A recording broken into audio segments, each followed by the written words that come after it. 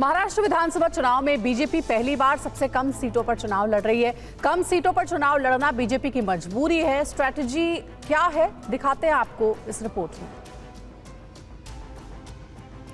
महाराष्ट्र में नामांकन खत्म होने के बाद अब सभी दलों के नेता दीपावली के बाद चुनावी मैदान में धुआंधार प्रचार करते हुए दिखेंगे। तमाम बड़े नेता रैली करते हुए दिखेंगे। महाराष्ट्र की 288 विधानसभा सीटों पर हो रहे चुनाव में बीजेपी सिर्फ 148 सीटों पर ही चुनाव लड़ रही है।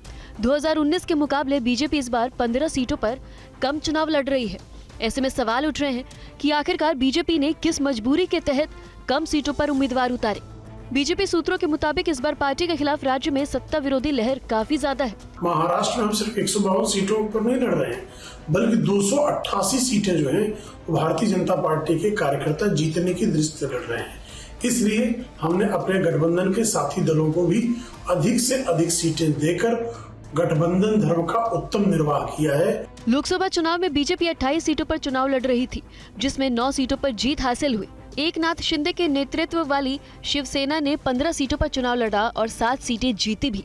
अजीत पवार के नेतृत्व वाली एनसीपी 4 सीटों पर चुनाव लड़कर सिर्फ 1 सीट ही जीत पाई। ऐसे में शिवसेना, शिंदे और एनसीपी अजीत गुट महाराष्ट्र में लोकल मुद्दों पर भारी पड़ सकती है। 3 की पार्टी थी महाविकास आघाड़ी में महाराष्ट्र में, वो सीटों के बंटवारे में नंबर 1 की पार्टी हो गई। हम तो महायुति में तब भी नंबर 1 की पार्टी थे और आज भी नंबर 1 की पार्टी है। तो मुझे लगता है कि उद्धव जी और शरद पवार जी को सोचना चाहिए कि तोरी गठरी में लागा चोर, मुसाफिर मन की आंखें खोल। वहीं प्रधानमंत्री 4 नवंबर को झारखंड में चुनावी प्रचार करेंगे। मोदी गढ़वा और चाईबासा में चुनावी सभाओं को संबोधित करेंगे। अमित शाह भी 3 नवंबर को चुनावी सभा करेंगे।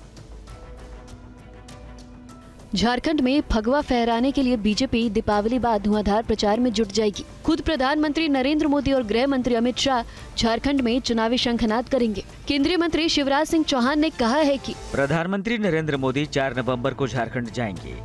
मोदी राज्य के गढ़वा और चाईबासा जिले में जनसभाओं को संबोधित करेंगे। पीएम मोदी से पहले केंद्रीय गृह मंत्री अमित शाह 2 नवंबर को रांची पहुंचेंगे और 3 नवंबर को झारखंड के धालबोमगढ़, बरकट्ठा और सिमरिया में चुनावी रैलियों को संबोधित करेंगे।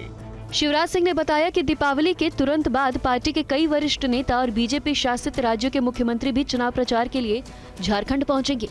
शिवराज सिंह ने ये भी कहा कि झारखंड के विकास के लिए राज्य में डबल इंजन सरकार की जरूरत है। जब तक हेमंत सोरेन की सरकार रहेगी, तब तक राज्य की जनता खुश नहीं रहेगी। झारखंड में 2 चरणों में विधानसभा चुनाव हो रहे हैं। 13 और 20 नवम्बर को वोट डाले जाएंगे। 23 नवम्बर को वोटों की गिनती होगी। आयुष्मान भारत योजना को दिल्ली में न लागू करने को लेकर एलजी ने पूर्व मुख्यमंत्री अरविंद केजरीवाल पर प्रहार किया है। उन्होंने सोशल मीडिया एक्स पर लेटर लिखकर कई आरोप लगाए। आयुष्मान भारत स्कीम को लेकर बीजेपी और आम आदमी पार्टी के बीच जुबानी जंग जारी ही था कि इस विवाद में दिल्ली के उपराज्यपाल भी कूद पड़े।